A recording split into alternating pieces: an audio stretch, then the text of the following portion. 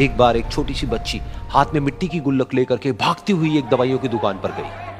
वो काफी देर तक वहां पर खड़ी रही, लेकिन दुकानदार का ध्यान उसकी तरफ नहीं गया क्योंकि और भी बहुत सारे लोग खड़े हुए थे। उसने दुकानदार को कई बार बुलाया, लेकिन वहां पर भीड़ इतनी थी कि दुकानदार का ध्यान उसकी तरफ गया ही नहीं।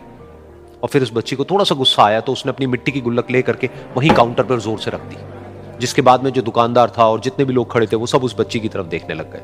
और फिर उस दुकानदार ने उस बच्ची से पूछा, बेटे आपको क्या चाहिए? तो वो बड़े ही भोलेपन से बोली कि मुझे एक चमत्कार चाहिए। ये सुनकर के दुकानदार को कुछ समझ नहीं आया, ना ही वहां पर जो लोग थे उनको कुछ समझ में आया, और सब उसकी तरफ देखने लग गए। फिर दुकानदार ने बोला, बेटे चमत्कार तो यहां पर नहीं मिलता है।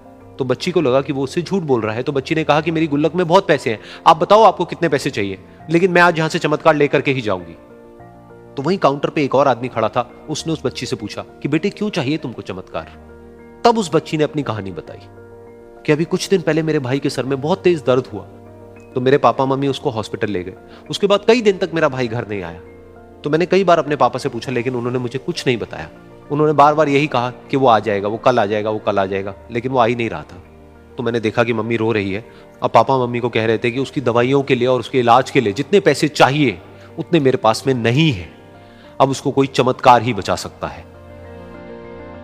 तब मुझे लगा कि अगर मेरे पापा के पास में इतने पैसे नहीं भी हैं तो क्या हुआ, मेरे पास में तो है। तो मैंने जितने भी पैसे जोड़ रखे हैं वो सारे लेकर के मैं इस दवाई की दुकान पर आई।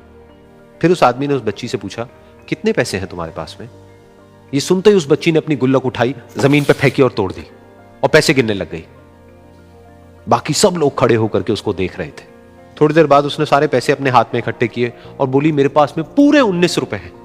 वो जो आदमी वहां पर खड़ा था वो थोड़ा सा मुस्कुराया और बोला कि अरे तुम्हारे पास में तो पूरे पैसे हैं, इतने का ही तो आता है चमत्कार। ये सुनकर के वो बच्ची बहुत खुश हो गई और बोली कि चलो मैं आपको अपने पापा से मिलवाती हूं। बाद में पता लगा कि वो आदमी कोई आम आदमी नहीं था, बल्कि एक बहुत बड़ा न्यूरोसर्जन था, और उसने सिर्फ 19 रुपए में उसके भाई की सर्जरी करी और कुछ ही दिन बाद वो ठीक होकर के घर वापस आ गया। फिर कुछ दिन बाद वो बच्ची, उसका भाई, उसके पापा, उसकी मम्मी चारों एक साथ बैठे हुए थे और बात कर रहे थे। तो उसकी मम्मी ने उसके पापा से पूछा कि अब तो बता दो ये चमत्कार आपने किया कैसे? तो उन्होंने अपनी बेटी की तरफ देखा और बोले, ये चमत्कार मैंने नहीं, इसने किया है।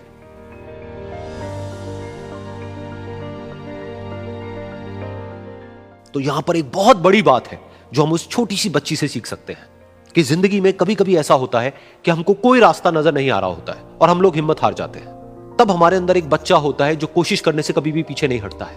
वो हार मानने को तैयार नहीं होता है क्योंकि उसको ना शब्द समझ नहीं आता है। वो बच्चा जिसके लिए कुछ भी नामुमकिन नहीं है, क्योंकि वो हर हाल में कोशिश करता ही रहता है।